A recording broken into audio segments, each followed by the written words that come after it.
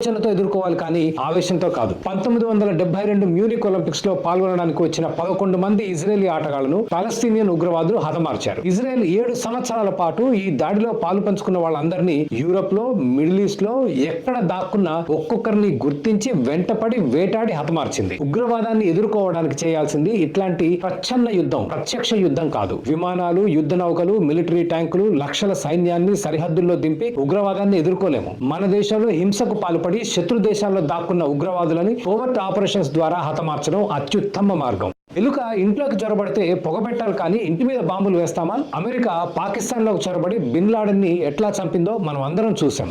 మన చరిత్ర పుటలు తిరిగేస్తే దాదాపు మొత్తం భారతదేశాన్ని ఆక్రమించిన మొఘల్ సామ్రాజ్యాన్ని శివాజీ సాంప్రదాయ యుద్ధంలో ఓడించలేదు, గెరిల్లా యుద్ధం చేశాడు. ఔరంగజేబ్ సైన్యం 9 లక్షలు, శివాజీ సైన్యం 1 లక్ష. దాదాపు 10 పెద్ద సైన్యం కలిగిన మొఘల్ సామ్రాజ్యాన్ని ఎట్లా ఓడించాడు శివాజీ?